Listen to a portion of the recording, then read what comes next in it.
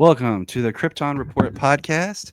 I am Tyler, and with me today is the Superman of Red, the Man of Steel, my right hand or my left, depending on which way he's standing, Mr. James Cole. uh, you know what? I'm gonna blow past the dirty jokes there, and I was like, oh no, oh no. Hey, how's it going, Tyler? It's going good, James. It's great. Just like the weather It's great. outside. It's great. Um, so Thanks, Wally.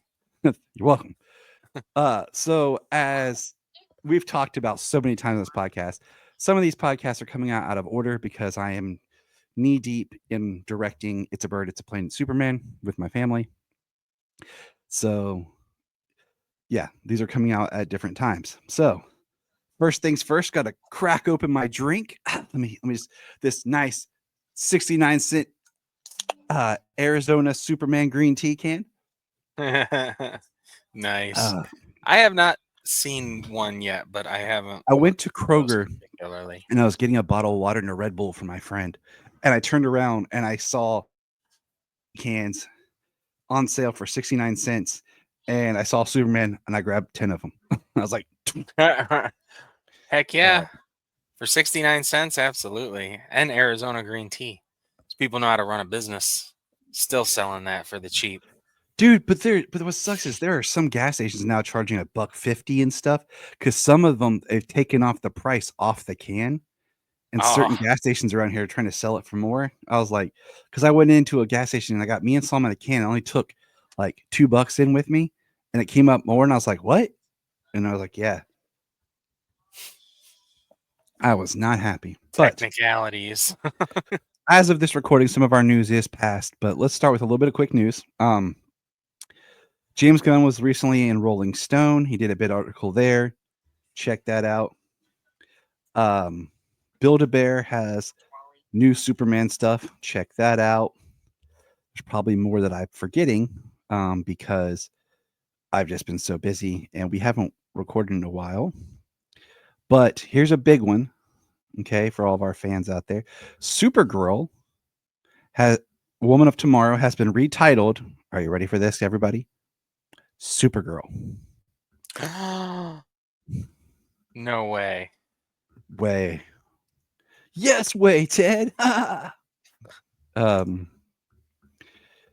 I just saw so the meme again. John Wick is the dark timeline where Ted goes off to military school. I love it. I that's my head canon. Other piece of news, I run a poll. It said, here's been a recent debate. Which of these Lois Lane actresses was better? With 53 votes, 66% said Amy Adams, with 34% saying Kate Bosworth. The All Star Superfans chimed in, Rob did, and said, Bosworth was all wrong in that movie. It wasn't her fault. It was just wasn't a good fit. The story called for an older actress. Adams did her best with shaky material. It didn't help that she had no chemistry with Cavill. I would love to see her play Lois in a better movie. Can't really argue with that at all. Give me a second here. Uh, Not even a debate, says Man of Stephen. Bosworth is the biggest miscast in comic book history, and the way she was written didn't help either. Amy is underrated. Kara at Afbrat 1986 said Amy Adams is a great actress, but her Lois was just terrible. She tried to embody Margot Kidder rather than make it Lois her own. Uh, Rocketed from Krypton stated, "How is this even close? Amy by a landslide." Let's see. And I go back and forth because I really do think that there's some things. I think Amy did well in Man of Steel, but then after that was kind of downplayed. And the more I've watched Superman Returns, I think Bosworth did well. Well, I mean, in all honesty, when it came down to it, everybody kind of got downplayed as it went because they had to expand. Nobody ever got solo films again, you know? Yep. Superman had to be a supporting character in every movie thereafter, even one where he was second in the title, you know? So, and yeah, that was all pretty much the news that I had because, like I said, there's probably been stuff I've missed. There's been a lot of cool promotions going around um, for Superman. Hot Topic has a very overpriced, awesome Superman sweatshirt. I sent you guys the link last night. The UK, I saw our friend Luke Bug posted the UK has some Superman cereals, so that's kind of jelly. Oh, And yes, I nice. did just say jelly because that's what I do. Oh, there are now, I don't have the picture up. I'll show here from my phone if you can see it. Superman official Crocs. That was Yeah. one that came out. And I thought about buying them, but I like my red Crocs that I've kind of, made look like Superman. There is, where is it? Um,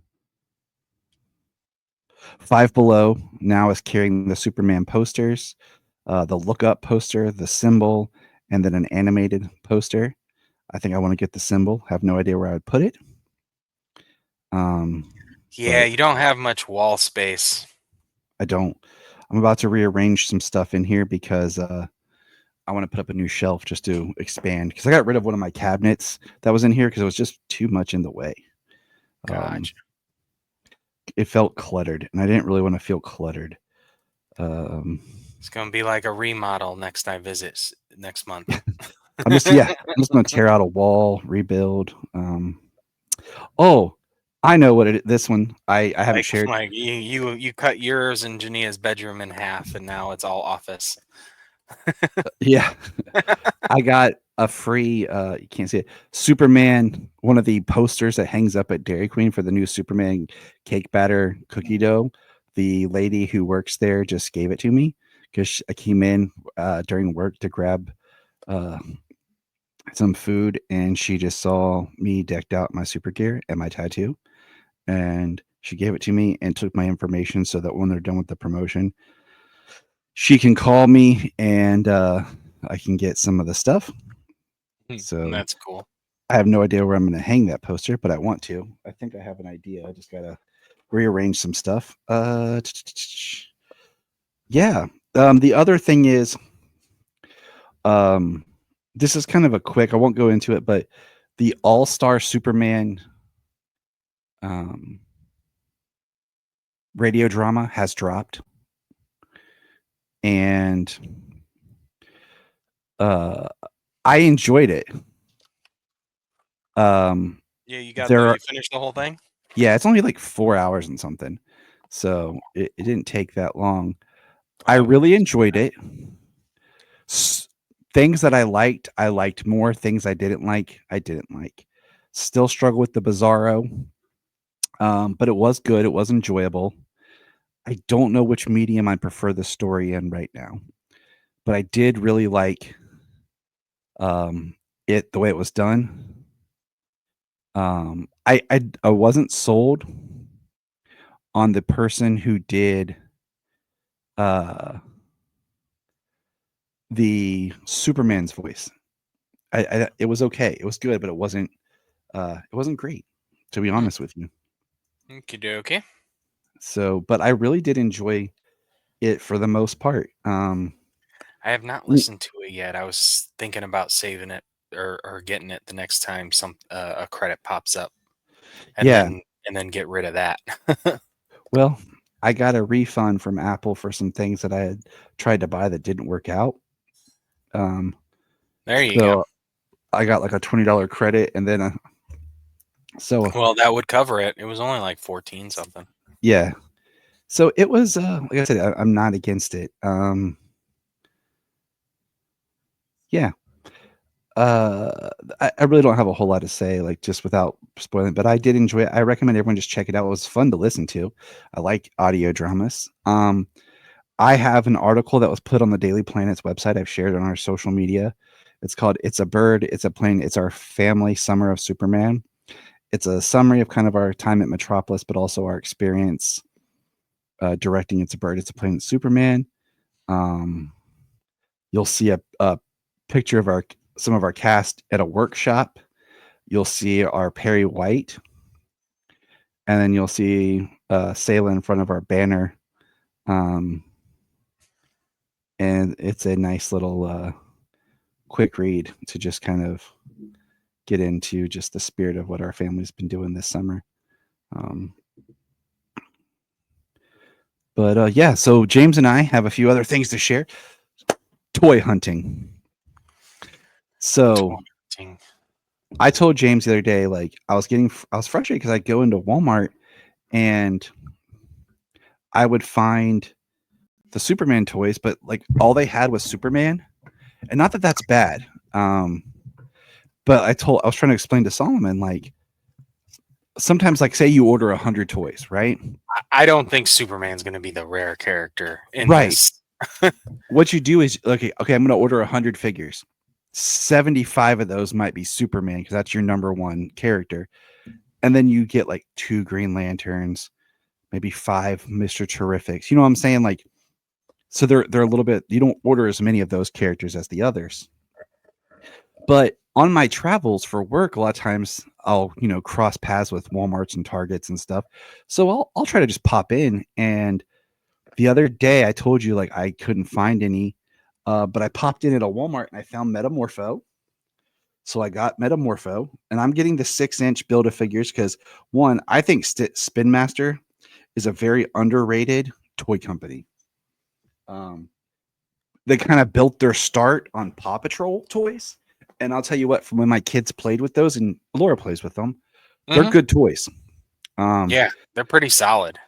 they, I loved their 12-inch Superman figure they did back. It was just like the Rebirth era, Reborn era. They made a 12-inch Superman. Great figure. Great Let me figure. see that Metamorpho figure. You didn't. Yeah. It kind of looks like the guy from here, the actor Yeah. playing him. Yeah. It really does. I ordered I bought Superman. I bought 2 of them actually because I put one in my office. Because like the other day, I had a kid sitting in my office, and I have some loose figures on my desk for kids to play with. I have that Superman now. I have a He-Man, a Batman, and a Spider-Man. So like kids will sit in my office sometimes and play with stuff, and that's what they're there for. And then I bought one for me. It's on my shelf. I have Superman Returns, Man of Steel, and then this Superman kind of next to each other. Because that's what I found in Awesome. stores. Um, I found Solomon Mr. Terrific because he wanted Mr. Terrific, and then I ordered Guy Gardner on Amazon because I wanted Guy, and it was only $10, but some of them were starting to get up like Hawk Girl, like to $12 and $13, and I'm like, I don't want to pay that much for a figure that's $7 in the store. You Yeah, know, like eight, little over 8 with tax, right? right. Um, so it was just I've been on the hunt every time I stop at a Walmart. Today, though, I stopped at my local Walmart based on something that James had sent me, and I did find this. I haven't opened yet. The Engineer. Nice. So and there was one Engineer, and I had never seen her in store. One Mr. Terrific, and then a bunch of Supermans. There you Um, go. because I ran to Engineer. Walmart How to many find more do you need something. for the That robot? Hot Girl, For number Hot 4. Girl. Oh, I just got to just find Hawk Hot Girl, Girl, huh? Nice. Nice. Yeah, I stopped at Walmart and I got a splash pad. It's and not that's what I went. it's That's what not I went for. yeah, I, it's I not had the to new pick up. symbol or anything. It's pretty classic, but it's hot. It's summer and it was on rollback or clearance or whatever. I So what do you call it? I went to Walmart because I had to pick up medicine, but then I was like, oh, look what James found. Yeah. And I found where the splash pads were. Superman was sold out, and it was just Spider-Man left. So I was like, okay, Oh well, I guess man. that's good things. Superman's, you know. Absolutely. I got the 6-inch Spin Master and then the uh the deluxe edition with crypto. Now, I got the deluxe edition also thanks to our good pal Levi. Levi, when he had pre-ordered the McFarlanes, when they went on pre-order, um, I asked him if he could order me one because he's always quick to be able to pre-order because I was in a meeting at work when they went on sale, and he shipped it to me. So I got that one too. I think it looks great. Yeah. Like Yeah. I'm excited because we are older and I looking for toys. I want to get I mean, I want to get all of the McFarlane ones, but I'm really they had okay. Ultraman, they had Luther, I still can't believe but I they think the did not. Terrific and Hawk Girl were like classic versions, not the movie versions. But they I had them. think Mr. Terrific is supposed to be a movie version, but they didn't do a Guy Gardner. Uh, they didn't do a Guy Gardner one or a Hot Girl McFarlane, which is weird to me. Because unless they're going to do something where, like after the movie, they do a second wave or something where they release those. Um, but I find it odd that they have not done like Guy. I mean, Guy, come on, it's Nathan Fillion. Why would you not give us a Nathan Fillion? But I would love them to do a second wave, and it be Guy Gardner, um, Hawk Girl, Lois Lane, and Jimmy Olsen. Dude, I'd buy him. I would buy it. Literally, I'd buy McFarlane of everything. If they put out Perry White, I'd buy it. They put out, Perry White, Cat Grant, Ron Troop, Steve yeah, Lombard. yeah, I would do them all. So, like speaking of the Daily Planet crew, like I saw like a 14-second clip, and I was like, all right, that's it. Nothing was revealed, and I'm done. And I saw another clip, and I was like, nope, not watching it. Going into it, only the trailers, only the TV spots, that kind of thing. I ain't watching none of these things. I saw a couple of them. I did watch. Janine and I did watch the supposed to be Jimmy Kimmel, but I don't know, something's going on Kimmel because it was Jimmy Kimmel's show, but it was Diego Luna interviewing David Corn Sweat and Nicholas Holt, and it was a great interview to watch those two dudes talk to promote the movie. Um, so Man, I can't wait. And as of this recording, it's like 9 days to the early screening, the prime early screening that I'm gonna go see. then I know. I'm gonna go see it, and then we're not gonna be able to talk for like 2 days at I know. all. I Like still love you. we're not gonna be able to talk at all for like 2 days. Something else that's really rad, and then we'll get on to today's topic. If you have Max, there is a show. Like I'm not much for like baking shows or competition shows like that, but there's one called Super Mega Cakes, and it's like people who have been on all these other like cake shows, like Is It Cake and stuff like that. And the first episode, what it is there's like 6 tasks, but what it is each episode they're kind of like crossing over. So each episode focuses on one team and then that's while the other teams are baking different cakes. But the first episode is Superman. So you have 2 teams baking a cake that has to have animatronics built into the cake. Um and it was awesome. The 2 Superman cakes were amazing.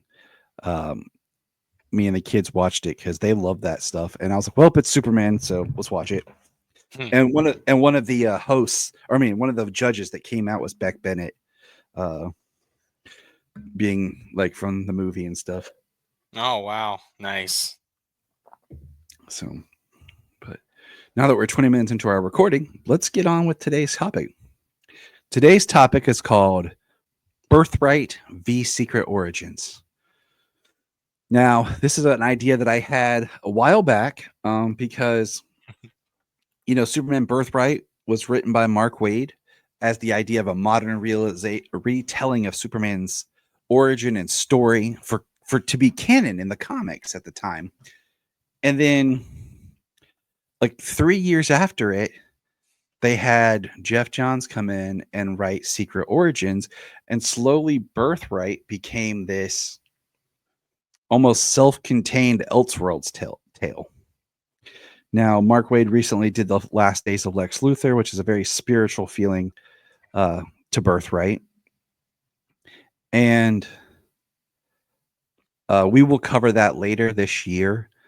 We just had a lot we're covering right now, and I covered it over with our good friend Anthony Desiato on Digging for Kryptonite, and I want to reread it again because let it soak in my mind. So we will be covering that later this year here for us.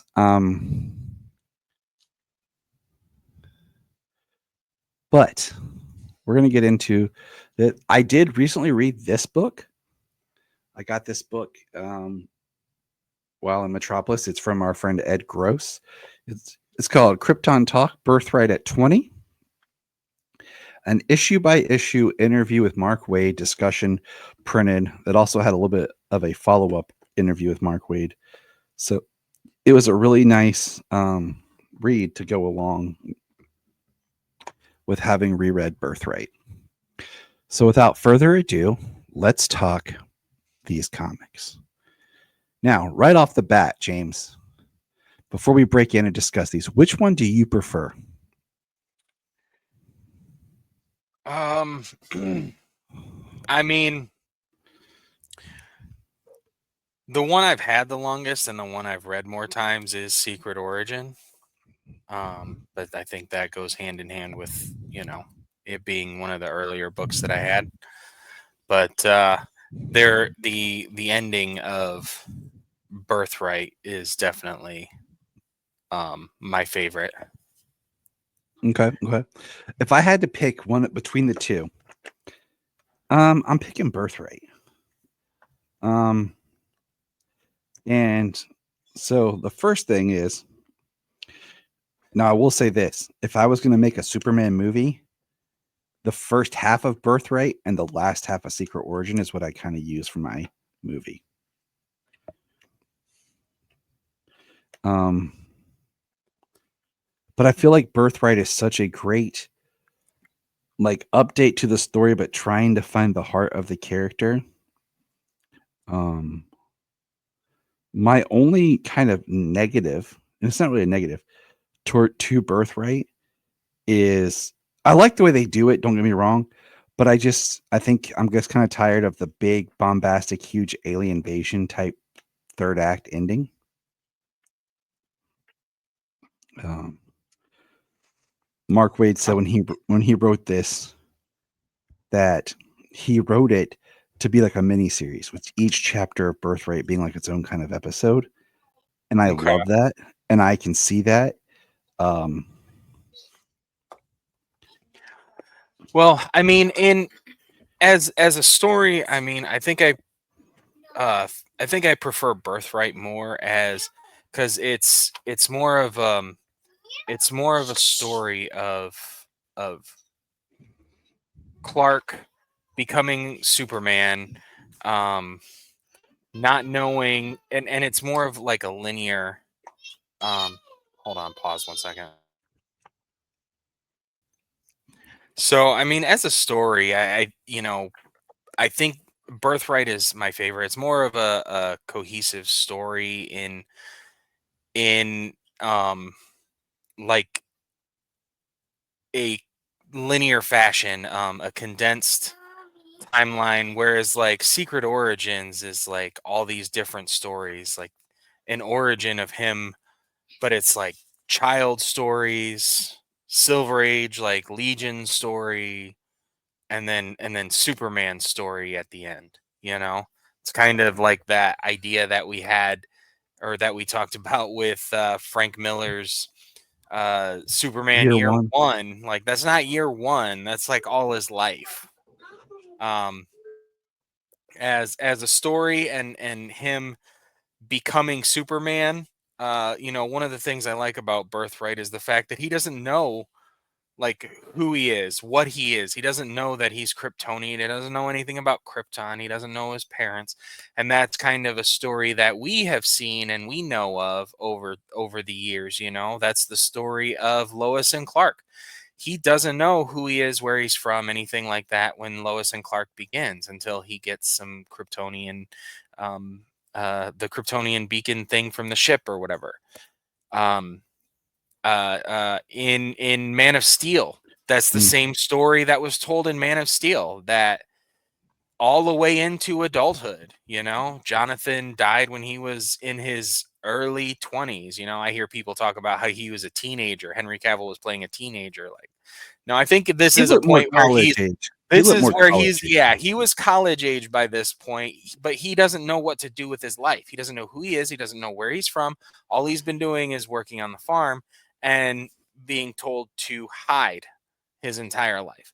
Like he doesn't know what to do in that moment. Like he's not a teenager. So, but that's the story that was being told, and that's the story we get in this. It's a story that I'm familiar with, a story that I'm connected with. Not necessarily you don't know anything, and then all of a sudden you disappear for 12 years, and you come out, and you're like you've experienced everything. Yep. Like up to that point, you've never thrown a punch, but you're the greatest ever. You know what I mean? Mhm. That kind of Yeah. thing.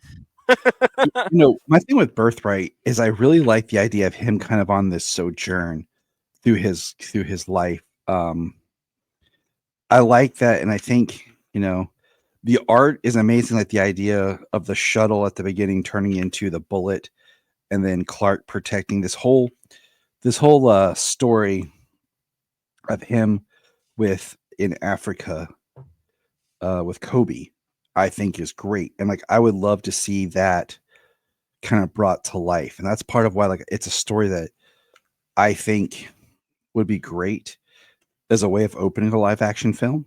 Um, I love the idea, you know, the idea that he sees the aura of energy, like the light spectrum around animals. So that's part of why he's a vegetarian, is because he sees death much different than we do. And it's something that he just, even growing up on a farm, it's something he can't stomach. I really like this beginning with this story and what that means and how he uses his powers to protect, and while doing the same journalism, because he's writing these stories, and it's I don't know, it really touches me. And then like when he goes to the farm and we see that Martha's been investigating UFOs, and like the idea that I always thought it'd be great, the idea that Clark would search and be reading, he'd be really into like mythology and everything because he's reading these stories of these Greeks and everything, because he kind of relates to it. The idea of making the costume and the little bit of Kryptonian imagery they have. And I mean, you can't go wrong with the part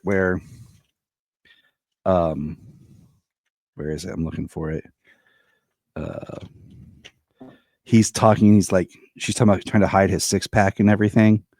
And he's like, all right, we're going to layer you up. You're going to slouch, put on these glasses, how you're going to act. So they're really kind of talking about his blue eyes and how these lenses from the craft, uh, will help reflect the light differently and everything. And I just Yeah, really, they kind of change. They look as though they change the color and the shape of his eyes. So looking um, directly at Clark, it doesn't look like you're directly looking at Superman with glasses. one thing Mark Waid had stated was he wished he would have gotten to expand the Jonathan storyline a little bit more about why Jonathan kind of goes crazy and attacks the ship and everything. Um, that was something he wished he would have gotten to do more of. Um, the person who's the owner at the time, uh, that's like harassing Jimmy. Um, Originally it was supposed to be Morgan Edge, but they had to change it because it didn't line up with what they were doing in comics at the time. So it really kind of didn't mesh the way that he wanted it to. Um, I like the artwork a lot in this. It's really good. Um, I've always kind of struggled with the idea of Lex being in Smallville. I know that Mark Waid's a huge fan of that, so that's okay. He's allowed to be. I go back and forth with it, but I love this. This is one of my favorite things in Superman comics ever, and I would love to see this in live action. Can everybody see this page, this panel? Okay. Oh, is It's that where there's the shooting going on, and like these people got guns at the school, and Superman traces back to where they bought the gun, and he shoots the gun directly at the guy's face, and then catches the bullet right in front of his face. So he says, uh, "Where's the line? Hold on." 1 minute ago, I saw a little girl screaming because she was staring down the barrel of a gun. She was 9. She will remember it for the rest of her life. So he takes that gun and he shoots it at the guy, and he says, "Now you will too." It's one of my favorite little panels in this whole book. Yeah, and that's one of those things that just shows how um, empathetic Superman is. You know, uh, the trauma that people experience is something that he wishes to combat as well.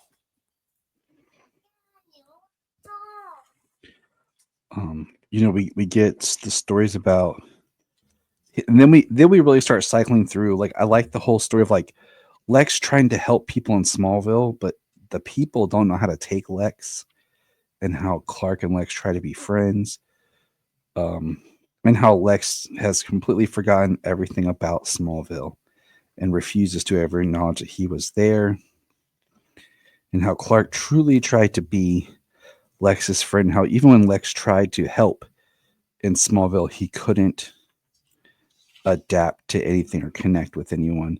And even when he tried to connect with Clark, he was using kryptonite, and it made Clark sick. And the explosions, how Lex lost his hair, and how the next day Clark went back and the whole Luthor area had been wiped off the map. And I guess, like I said, like the big at the end, the whole fake Kryptonian invasion, because in this, Lex knows more about Krypton than Superman does, I think is a really good angle. Also, the idea that Lex is manipulating everything and faking everything to make it look like this invasion, uh, Hmm. you know, and some people realize it. I feel like that's kind of, in a way, it's what they ripped off when they did Spider-Man: Far From Home. The idea of the manipulation and everything, and Right, the makes sense. control of the media and the output. Um, but once again, it's like this. It's another huge thing. But the end of the story, where he's able to see back in time and see his parents, and he gets to yell, "Mom, Dad, I made it." Yeah, I mean, that's just, and then it cuts back in the last pages of the story as Jarrell and Lara seeing the message as Krypton blows up, just brings a tear to the eye. And Yeah, it really is because a story. The more I they don't read it, the know. more I fall in love with it. Like, I am actually due for a reread of the whole story. I reread it a couple months ago because I reread it one night. Jania was reading it, and she only got about 2 chapters into it, and she was liking it, but then just got busy. And I just laid one night and I started reading it. Then I realized, my God, this is so much fun. Like, I am just really enveloped, and I think, like I said, for me, I really love the story. It's definitely an A+. High recommend. Um, I just get the whole big, huge third act. I mean, it feels like a movie. Okay, it feels like a mini series, and I really love it. So I have no problem with it. You know what I'm saying? Um, just the whole big alien invasion and some of the stuff. Like, I've never been a huge fan. I go back and forth, I guess. Like I said, I love Smallville, the show, but the idea that like Lex and Superman kind of grew up, Lex and Clark together, and I go back and forth on it because in some ways I love it, some ways I don't, because I get tired with certain stories where it's like, oh, and they're brothers, or and they're, father versus son, these type, and I'm like, it just feels worn out compared to two people from different worlds that collide. Um, Right. I mean, I think it's interesting to have those stories that exist where they do have more of shared history, but also, like you said, because in both of these, as we're gonna see, Lex comes from Smallville in both of these. But in very different ways, he's familiar with Clark. In Secret Origin, he doesn't have like a strong connection to Clark, whereas in this, it looked like he hung outside of Clark's window out on the roof with him mhm. at the Kent farm. And that's what I'm saying, it's really good story, it's really good writing, so I just kinda let any of my issues kinda, like, go because I'm like, "This is strong storytelling about a man who's struggling to fit in," um, and Right. you Well, in have Birthright, they've got. Oh, I'm sorry. no, Finish no, your. no, I was just no, I was just saying, like, you have Clark trying to be this kind of in-between friend and help him, and it's just not working. Yeah, I mean, he's trying to be his friend, but also like they're arch enemies. It's a hard it's a hard But story to tell, especially long term as they did like on Smallville and things like that. But what I was going to say is like the him not remembering anything about Smallville is kind of like it's, I don't know, part of the explosion that killed his father, that he lost his hair in, he lost his memory, you know? mhm. Yeah, but, I mean, you have to look at, like, in this story, okay? Um, you have to look at the idea that it really is Lex is so bent that doesn't he doesn't really acknowledge Clark, but Clark knows Lex, but Lex doesn't like Superman. It's weird because there is this big thing where he's not acknowledging Clark at all. So, but Lex has Superman and he has no history that he knows or acknowledges of Superman. And that's what's crazy. And he doesn't realize it's the same person. Yeah. But Yeah, you'd think when you have that long history with them, it makes it harder to not realize. I mean, you can always go back to the Green Lantern movie where it makes the most sense of you don't think I can't recognize you just because I can't see your cheekbones. Like when you know somebody like from a young age or from or for quite a few years, it's that's something you recognize. Those so are people you recognize. Like, Clark and Lex grew up together in Smallville and they were best friends for, 5 years or whatever. And whatever happened, like once Lex sees Superman, that looks a lot like my old friend Clark. mhm. So, all right. So we'll put a pause on Birthright for now, and we're going to move on. Now, a few years later, along comes this guy. Maybe you heard of him, named Jeff Johns. Now, Mr. Johns here basically becomes the biggest writer, head person ever at DC Comics, it feels like. And he gets to do kind of what he wants, and he decides to go and write Superman's Secret Origins. And this becomes the new origin, thus kind of pushing out what Birthright was setting up to do. Um, and it's uh, it's no secret Jeff Johns knew Richard Donner, worked for Richard Donner, is Richard Donner's friend. Oh, it's my 8 o'clock alarm. And so he goes and he writes this secret origin book, and his Superman comes off and I'm going to read my notes real quick, then I'll let you talk about it a little bit, okay? Because I Okay. don't have my copy because my daughter stole my iPad, and I didn't have time to dig out my individual issues. Because I actually bought this in individual issues. Um, I Oh, found it okay. at the comic book store. I really wasn't sure what it was, but it said Superman Secret Origins. And at that time, my best friend was really loving Jeff Johns' run on Green Lantern. So he said, "Oh, Jeff Johns." He's like, "You have to read it." So I said, "Okay," and I did. But this is my notes on Secret Origins, written in my handy dandy Superman notebook. Uh, First issue, too much happens. It's all crammed. Second issue is Legion of Hero and Superboy and Lex. It doesn't feel original. It feels like a remix of what's been before. This is the type of story that you tell if you're trying to make a film, where you're trying to incorporate a lot of story from different eras into one story. That would be the way to tell a movie, because that's what it feels like. It feels like a story for a film. Clark slash Superman is too much Christopher Reeve. Other characters aren't. It feels like a step backwards for Superman and the character. I do like the use of Metallo and Parasite. I like that Jimmy gets the photo. The look up of the city, the look up to the city. I like that. I like Cat, Lombard, and Troop being a part of it. Some of the references I put are dated.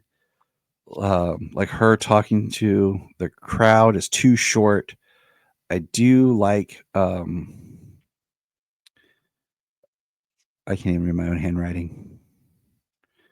But anyways, so that's my quick notes. It feels like he just wanted to take Superman back to being Christopher Reeve. The way that they drew it and everything looks more like Christopher Reeve than even in the Superman 78 comics that we recently had. Mm-hmm.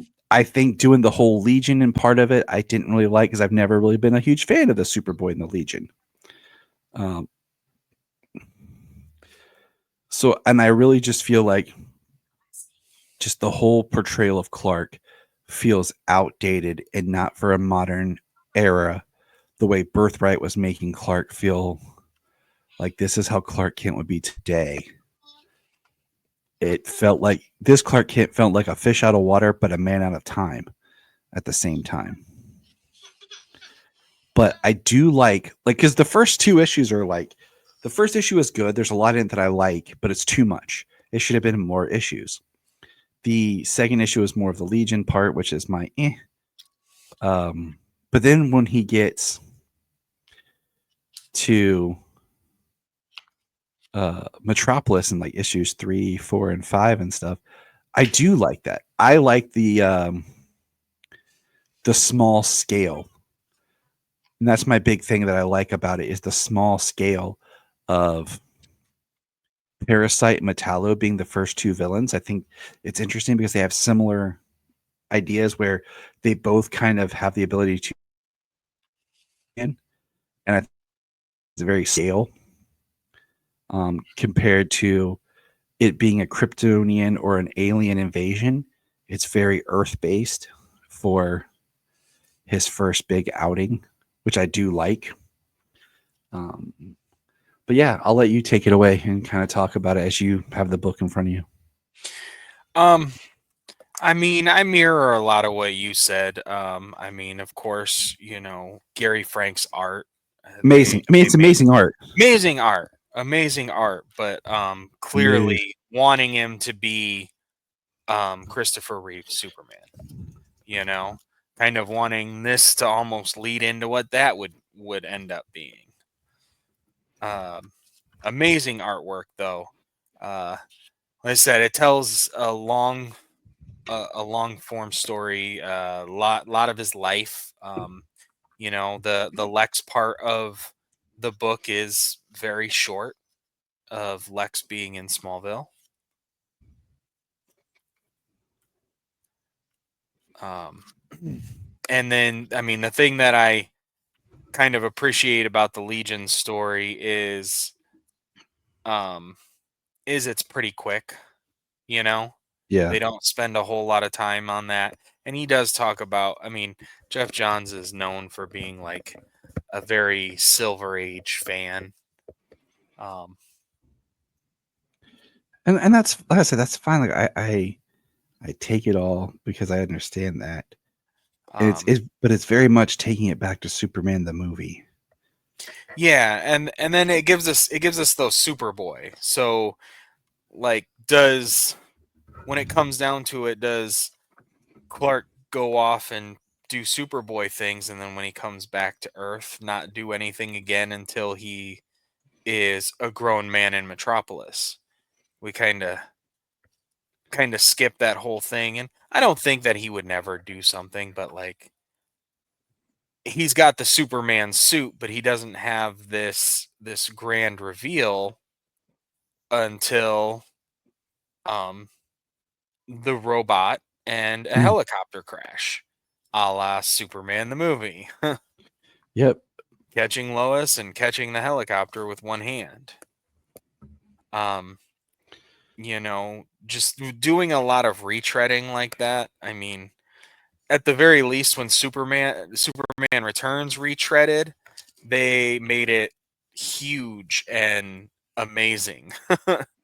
The airplane rescue sequence in that movie is still it's one of the best Superman rescue sequences put to film.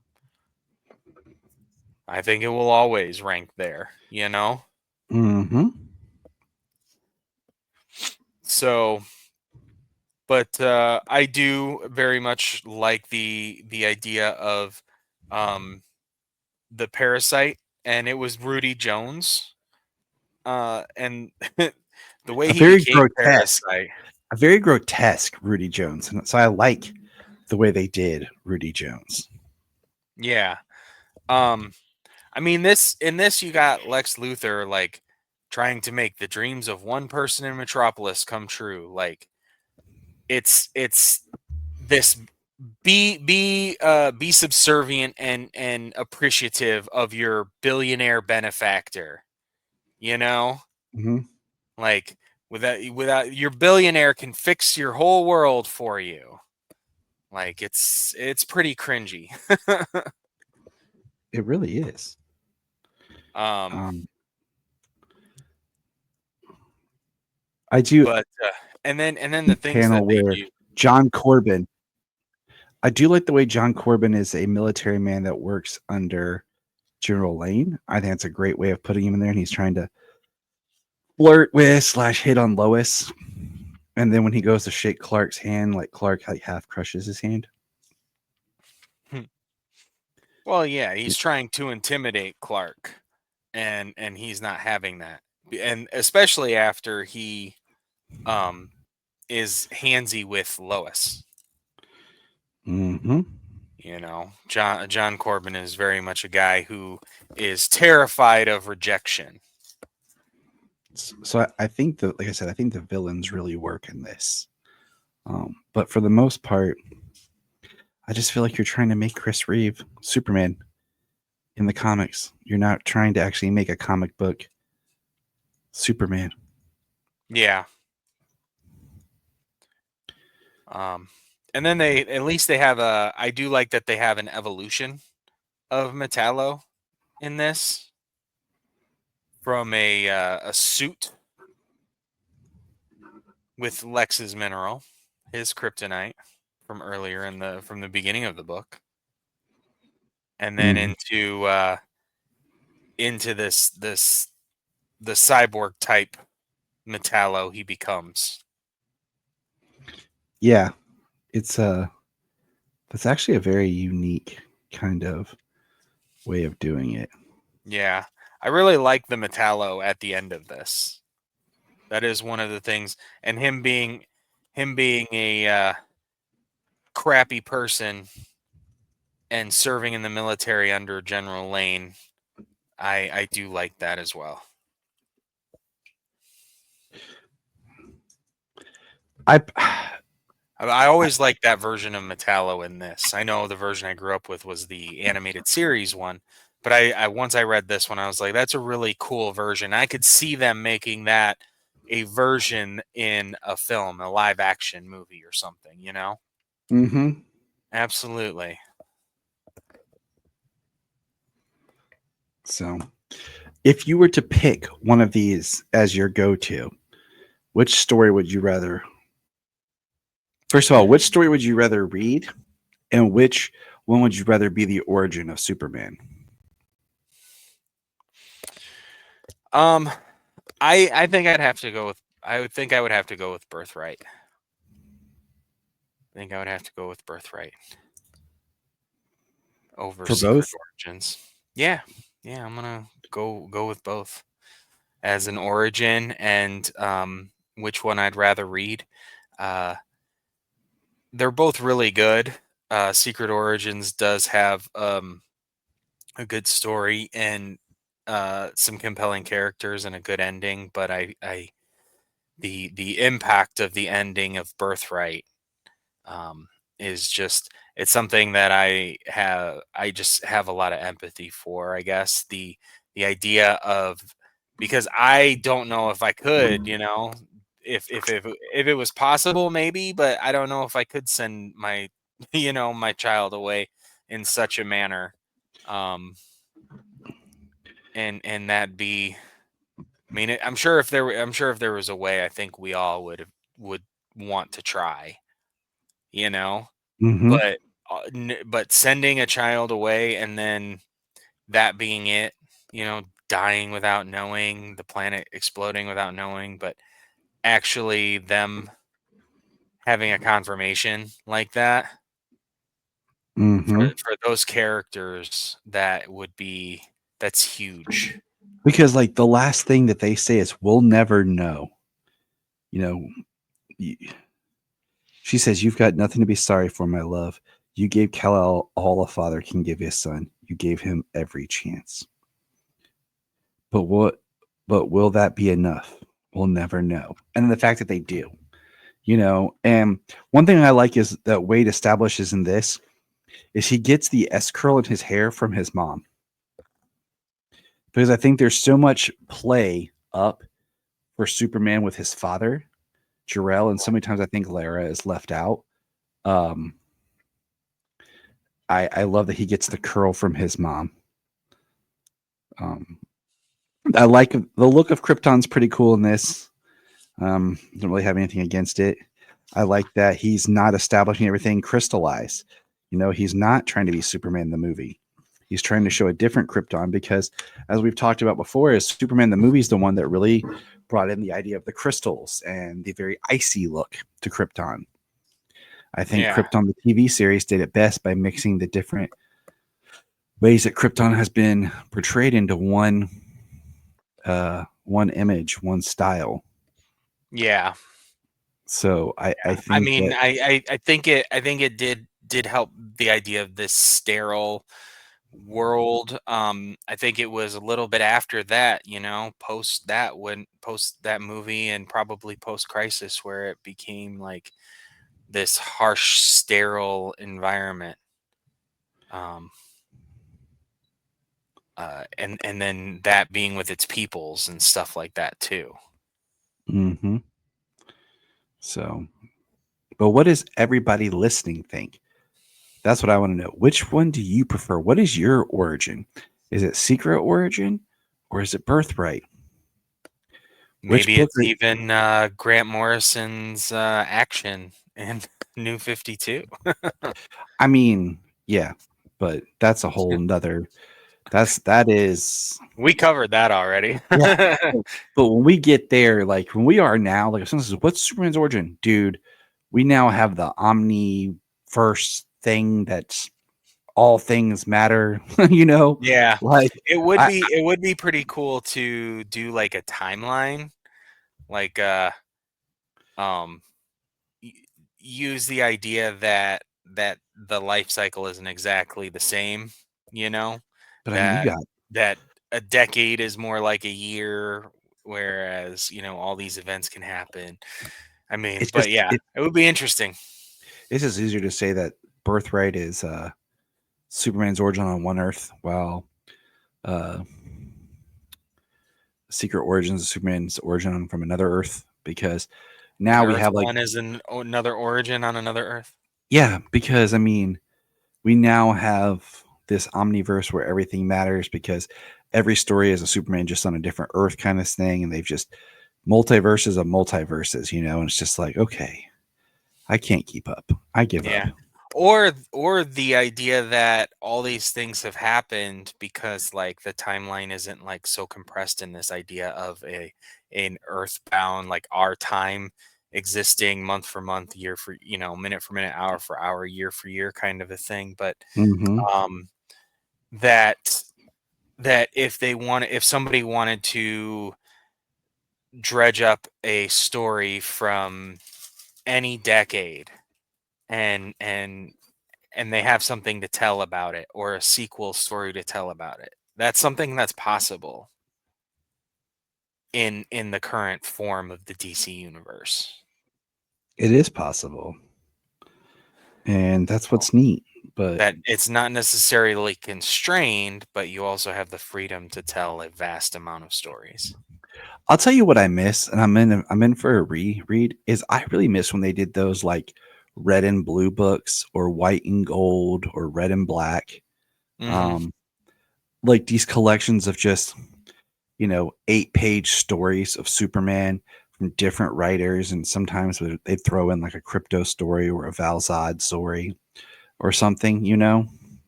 Um,